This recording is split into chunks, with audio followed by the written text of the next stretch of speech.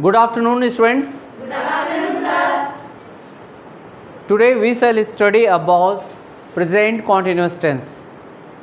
इस present continuous tense में दूसरे वर्ड्स में हम लोग इसको प्रोग्रेसिव टेंस भी कहते हैं. क्या कहते हैं? Progressive tense. So are you ready? Yes, sir. Okay.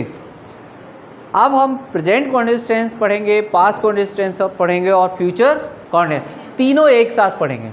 तो अब जैसे कोई बात हम प्रेजेंट कॉन्टिन्यूस में बात कर रहे हैं तो उसको हम पास्ट कॉन्टिन्यूस टेंस में कैसे बात करेंगे, फिर उसको फ्यूचर कॉन्टिन्यूस टेंस में कैसे बात करेंगे, एक साथ मैं आपको पूरा डिटेल में रूल रेगुलेशन के साथ बताने जा रहा हूँ.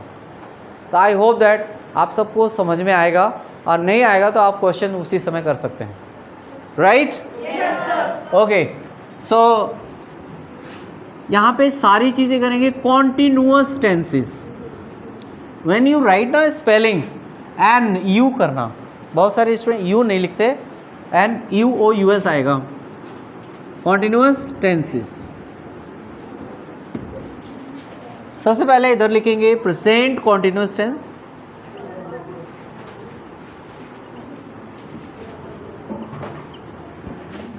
Past continuous tense.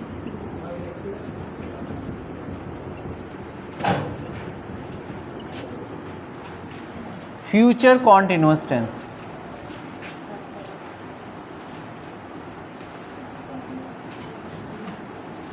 ठीक है. इसके दूसरा नाम क्या सकते हैं प्रेजेंट कॉन्टिन्यूअस, इसको हम प्रेजेंट प्रोग्रेसिव टेंस कह सकते हैं. Progressive tense. ठीक है.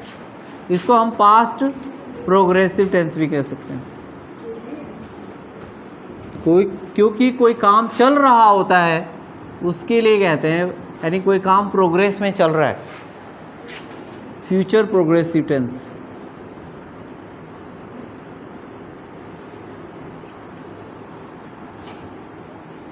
ऑलराइट. इसको आप हिंदी में पहचानेंगे कैसे कि ये प्रेजेंट कॉन्टिन्यूअस टेंस है या पास्ट कॉन्टिन्यूअस टेंस है या फ्यूचर कॉन्टिन्यूअस टेंस है. कोई से भी हिंदी का वाक्य हो, जब किसी भी वाक्य के अंत में क्या आ जाए, रहा है,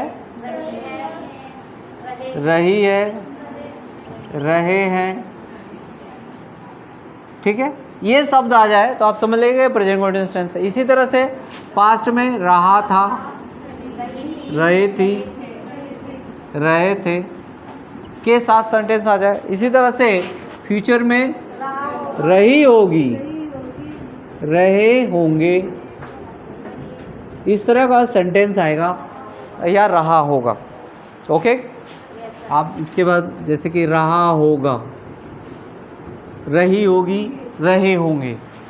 जैसे वह जा रही होगी तो लास्ट में आ रहा ना होगी, रही होगी, तो आप समझ जाना कि ये प्रेजेंट फ्यूचर कॉन्टिन्यूअस टेंस है. क्यों? गागेगी आ गया लास्ट में, तो रही होगी तो आ गया, कौन सा टेंस होगा? Future continuous tense. रहा था, रही थी, यदि आ गया तो पास्ट कॉन्टिन्यूअस टेंस होगा. यदि रहा है, रही आ गया तो प्रेजेंट कॉन्टिन्यूअस टेंस है. Very good. So let's understand. Rule के अनुसार यदि आप अफर्मेटिव सेंटेंस की बात कर रहे हैं तो अफर्मेटिव सेंटेंस में पहले आएगा सब्जेक्ट, और सब्जेक्ट के बाद हेल्पिंग वर्ब इसमें आती है.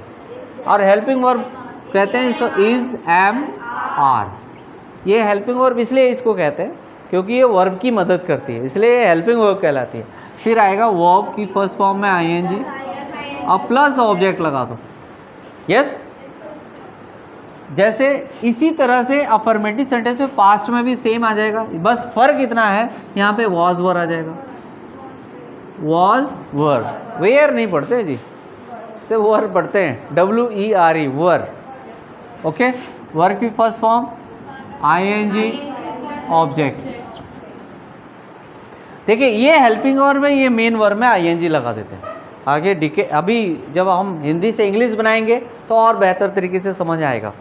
इसी तरह से फ्यूचर कॉन्टिन्यूअस टेंस का रूल होता है विल या शैल प्लस बी लगता है जी. इसमें क्या लगता है? बी लगता है. बी वर्ब फर्स्ट फॉर्म में ING, ऑब्जेक्ट और फुल स्टॉप. राइट. क्या होगा देखेंगे.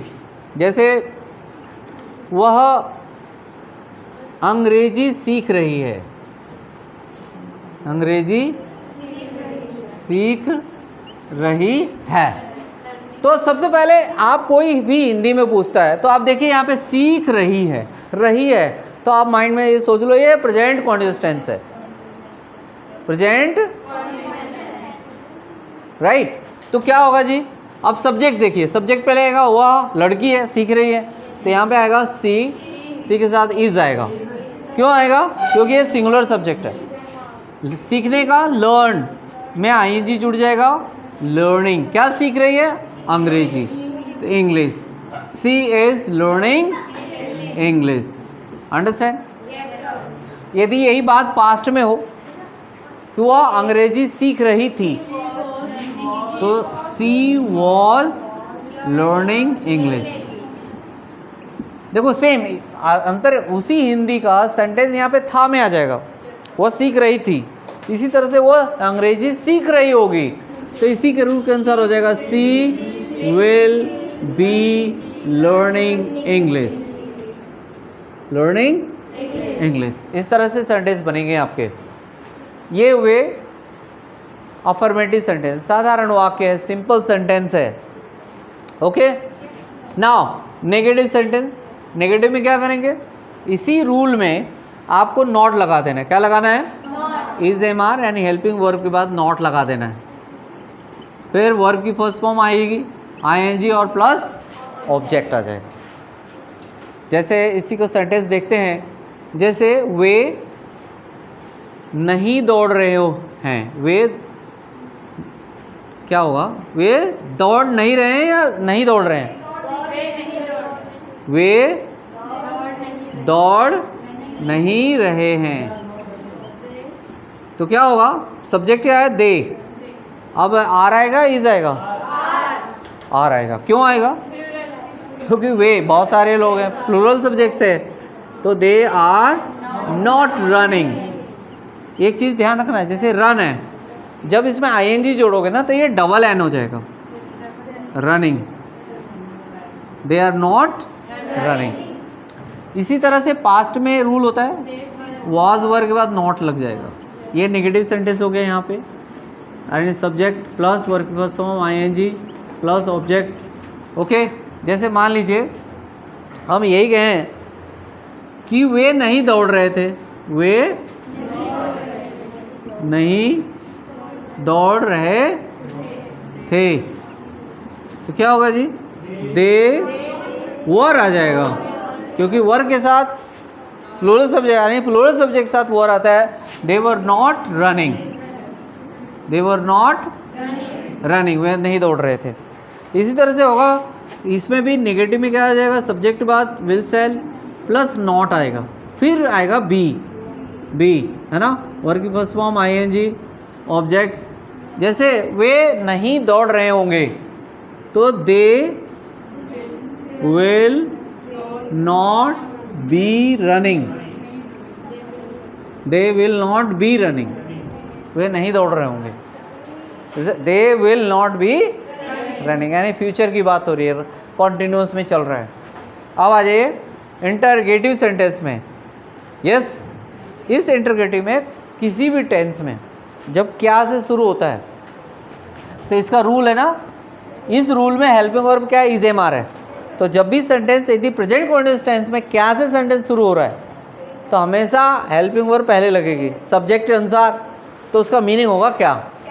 मीनिंग होगा व्हाट नहीं लगाना, WHAT, व्हाट नहीं लगाना है।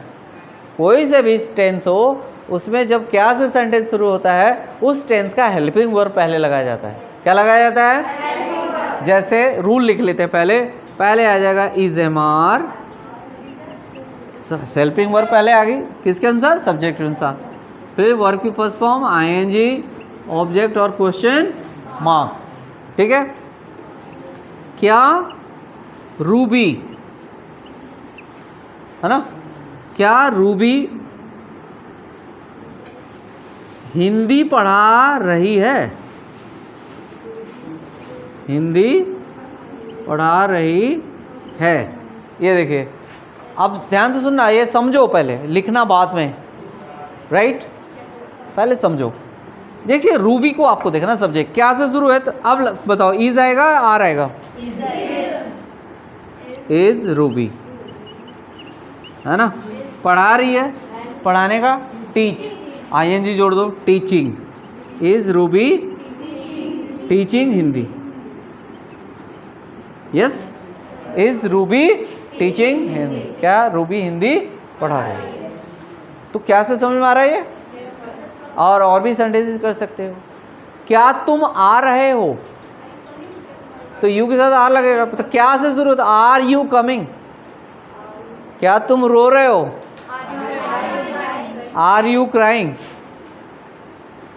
क्या लड़कियां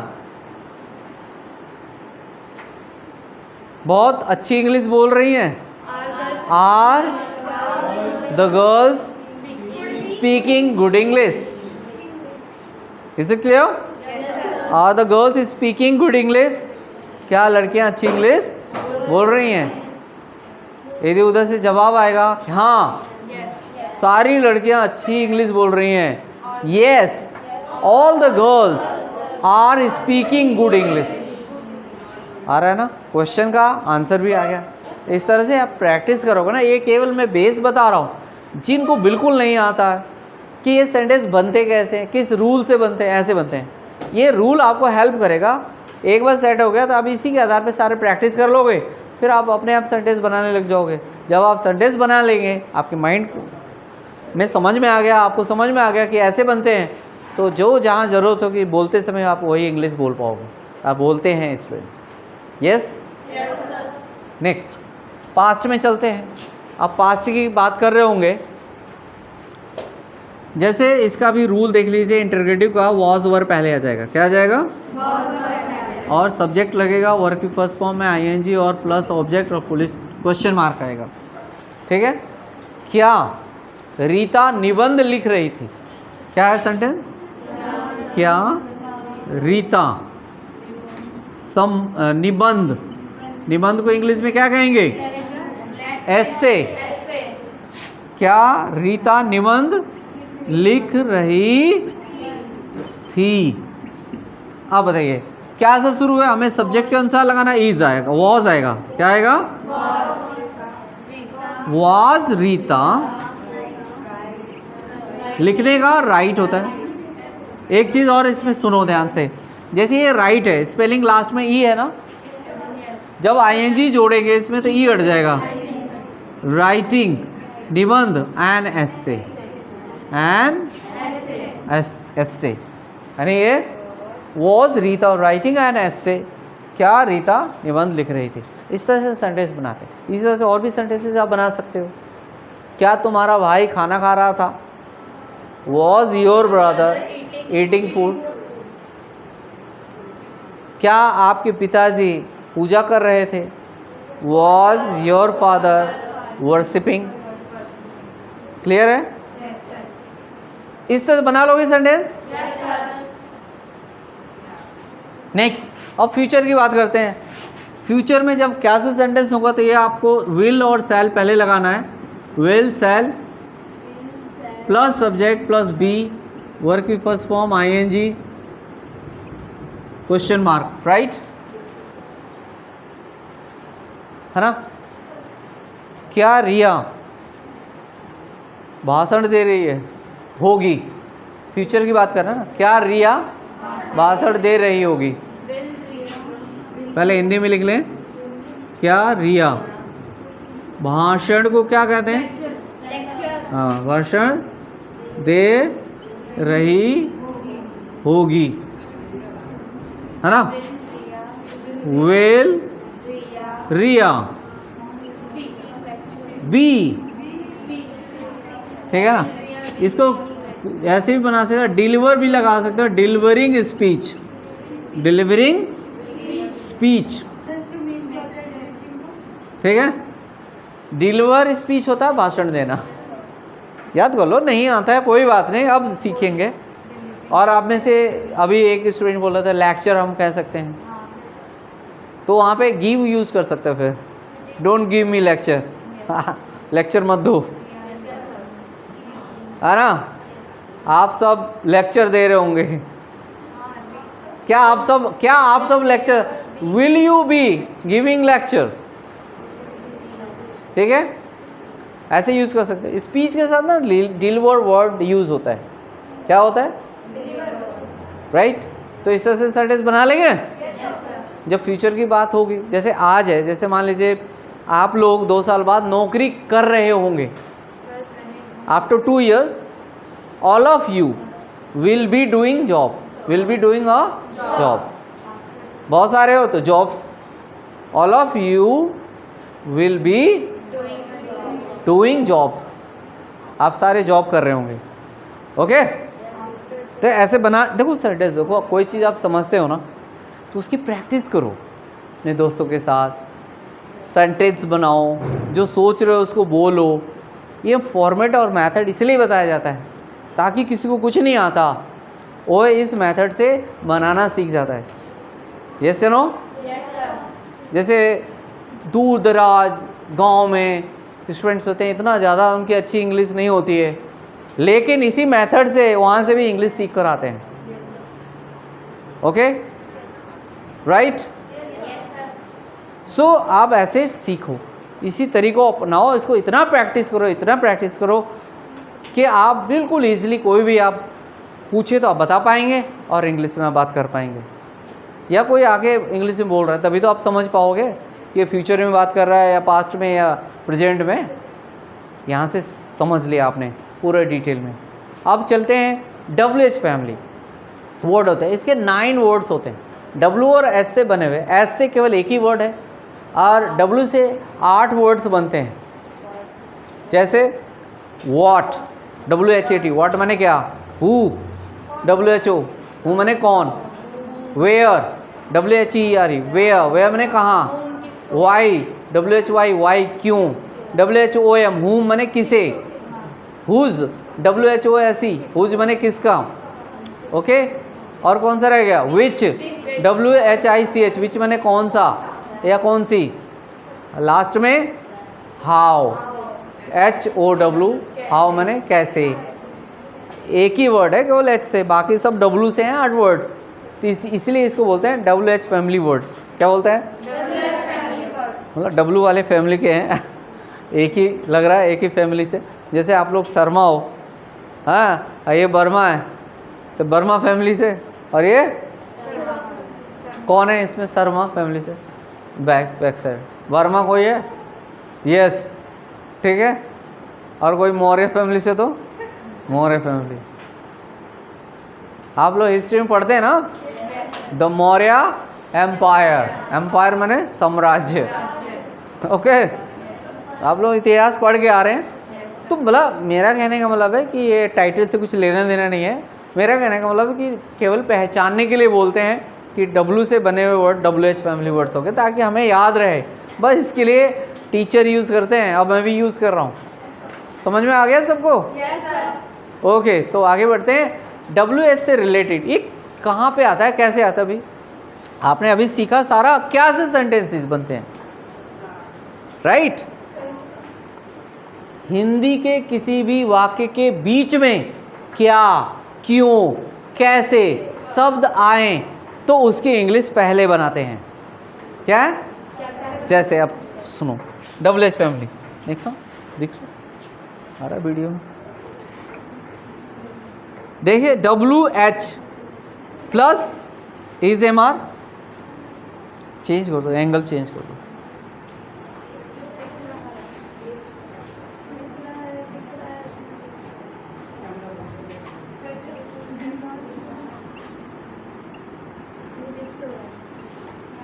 ठीक है, देखिए WH मैंने इसलिए लिखा है यहाँ पे कि जो WH से बने हुए वर्ड्स यहाँ पे आ जाएंगे, पर सब्जेक्ट के अनुसार इज MR लगेगा, वर्ब की फर्स्ट फॉर्म ING ऑब्जेक्ट आ जाएगा, राइट।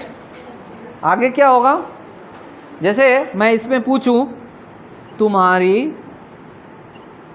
पढ़ाई कैसी चल रही है, कैसी चल रही है। अब बताइए, ये हिंदी का वाक्य है ना पूरा, इसमें बीच में आया ना कैसी, तो आप समझ लेना इसका हाउ लिखना है। तो how is your study going on, going on, आपकी पढ़ाई कैसे चल रही है?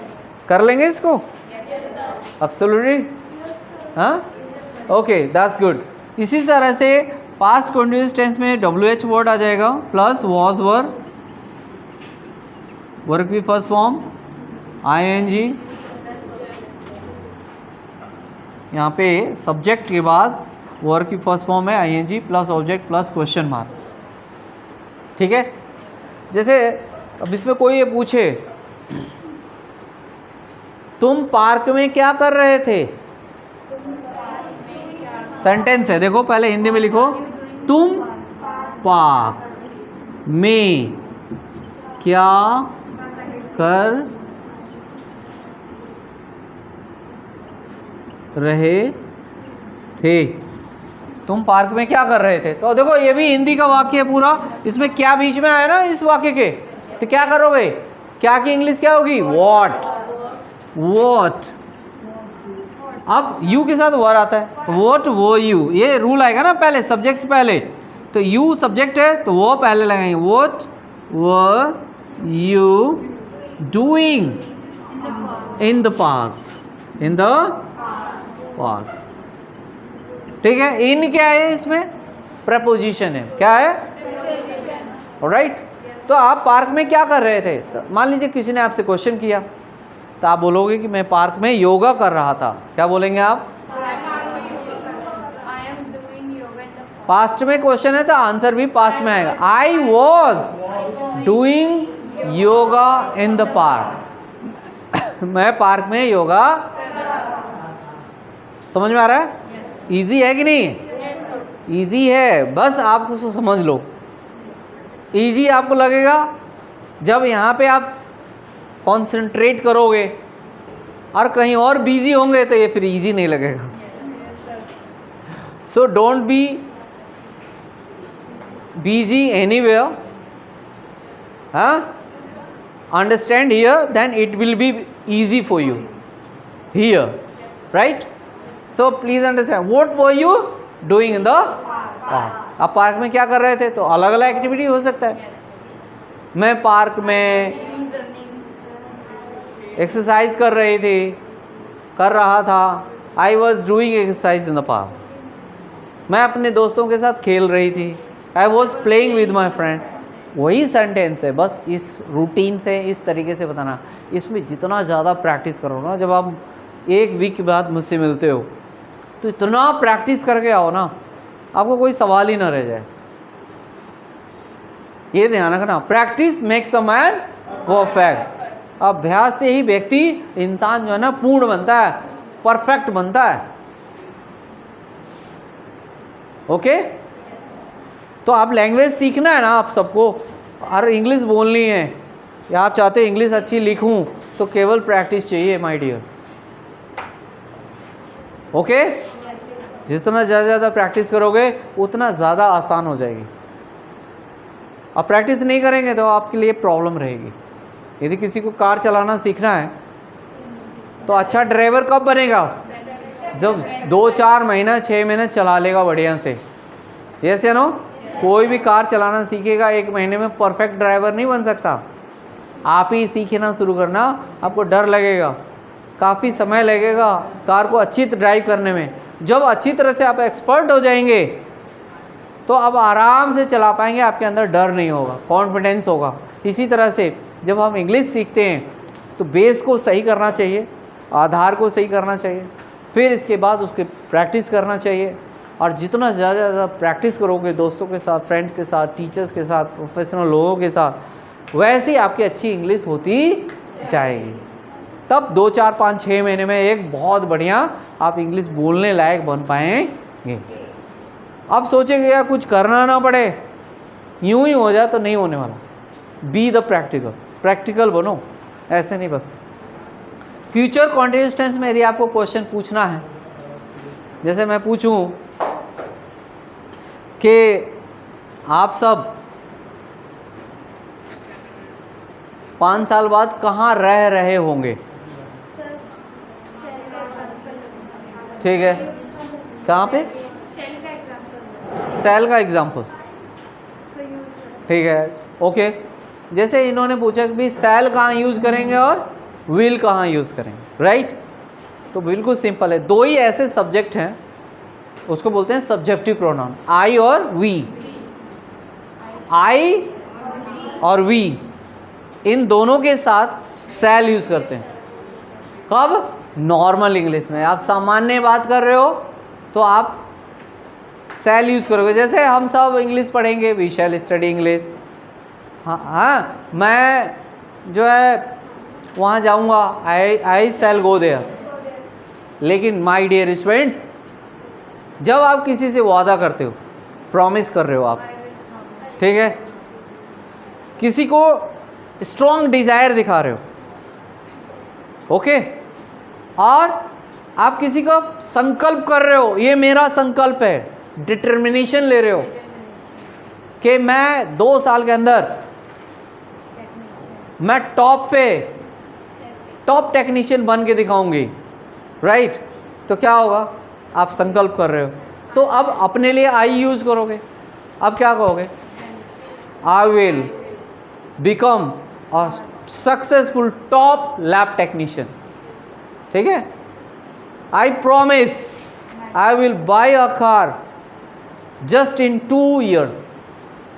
मैं आपसे वादा करता हूँ या करती हूँ कि मैं 2 साल के अंदर, तो जब आप वादा करोगे तो आई के साथ तो सेल लगता है, वहाँ पे विल आ जाएगा। क्या आ जाएगा? यदि मान लीजिए जिसके साथ विल लगता है, मान लीजिए ही के साथ विल लगता है, मानना क्या लगता ही है, और मुझे पक्का पता है वह आएगा, वह अवश्य आएगा। क्या? तो अब क्या होगा? अवश्य, उसमें मतलब निश्चितता है। क्या है? पक्का विश्वास है। तो क्या होगा? ही शैल कम, ही शैल कम। ही के साथ विल आता है, बट उसमें पक्का विश्वास है, तो क्या होगा? चेंज हो जाएगा, ही शैल। तो आप बात समझ में आ रहा है? जब वादा हो, धमकी हो, तो वहाँ पे क्या करेंगे? जिसके साथ विल लगता है उसके साथ शैल लगा दो, जिसके साथ शैल लगता है उसके साथ, जैसे आप मूवीज़ देखते हो, है ना, जो विलेन और हीरो में वो हो जाता है, तो हीरो जो है पीट देता है विलेन को, तो विलेन धमकाएगा, मैं तुझे देख लूँगा कोर्ट में, I will see you in the court. नहीं देता, आई के साथ विल लगाता है। क्या लगाता है? मैं तुझे जान से मार दूंगा, आई विल किल यू। आई के साथ विल लगता है। लेकिन नॉर्मली क्या लगता है? शैल। नॉर्मली आई के साथ क्या लगता है? आपके क्वेश्चन पूरे हो गए? यस, समझ में आ गया? ओके।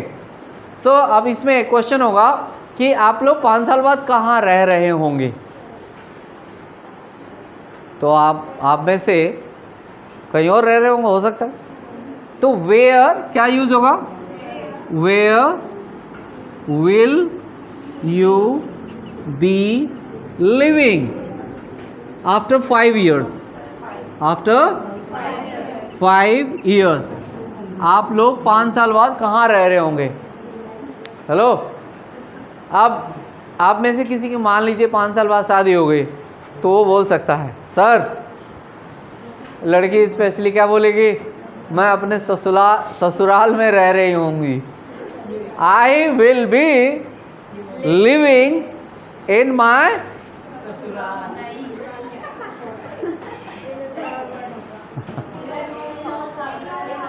इन लॉज हाउस। क्या बोलोगे? यस, मैं यही सोच रहा हूँ आप क्या बोलने वाले हो, है ना। अब सोच रहे यार ससुराल के लिए क्या बोलेंगे? इन लॉज हाउस, है ना, ससुराल के घर में, है ना। जैसे ससुर को क्या बोलेंगे? फादर इन लॉ, और सास को बस लास्ट वाला इन लॉज लगा दो, उसमें सब आ जाएंगे। यस या नो? शादी बाहर रह रहेंगे। तो ये फ्यूचर की बात हो गई है, पक्का है, तो इसलिए वो लगा सकता है बच्चा, सर 5 साल बाद मैं ससुराल में रह रही होंगी, तो क्या लगाएगी? आई विल भी, विल आ गया आई के साथ, पक्का। क्योंकि अब उसकी 21 साल की उम्र हो गई है, तो 21 के बाद तो भाई शादी कर ही सकते हैं, 25 तक हो ही जाएगी, 4-5 साल के बाद। तो ये सेंटेंस उसके लिए सही सूटेबल है, राइट। और किसी को कोई क्वेश्चन पूछना है पूछ सकते हैं, बताइए। सर मैं दोनों क्वेश्चन में दोनों इसमें ये ऊपर वाला इस वाला एजएमआर वाला जो है एंड ये तो इधर है, दोनों में क्या कन्फ्यूजन है आपको? नीचे वाले डब्ल्यूएच फैमिली में हाँ इसमें भी मतलब बॉन्ड ये सब हाँ, ये देखो रूल यही है सेम, बस ये है कि बीच में क्या क्यों कैसे आ जाए तो उसका WH पहले लगा दो, व्हाट व्हेन वगैरह। जैसे यहाँ पे कैसी है तो कैसी का हाउ आ गया ना, यहाँ पे देखो क्या है ना, यहाँ पे तो क्या की इंग्लिश क्या है, व्हाट। बाकी तो सेम रूल रहेगा, वही सेम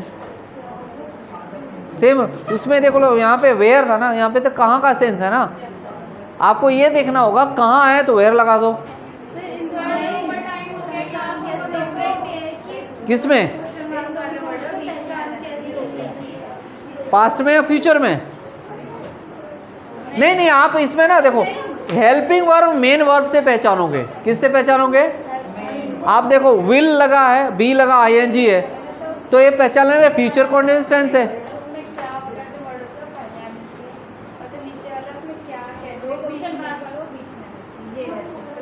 हाँ समझ रहे हैं, ये बताया था, ठीक है, ओके, गॉट इट। सिंपल सी बात है, जब आप हिंदी के वाक्य है उसमें क्या क्यों आ रहा है उसकी इंग्लिश बनाना पड़ेगा, जैसे व्हाट व्हेन पहले लिखना पड़ेगा। अब कब आ गया तो व्हेन लगाओ। यदि वाक्य क्या से शुरू है तो उस टेंस के हेल्पिंग वर्ब से शुरुआत करना है सब्जेक्ट अनुसार। Is it clear?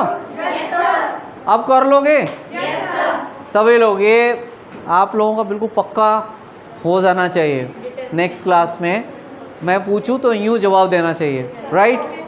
चलते चलते चलते मैं पूछ लेता हूँ एक सवाल, आपसे ही पूछ लेता हूँ। आप बताओ, हम लोग जा रहे हैं, वी आर गोइंग, ठीक है। क्या तुम आ रही हो, आर यू?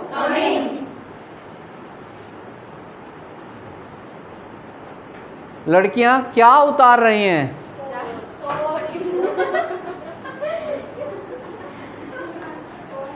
ओके,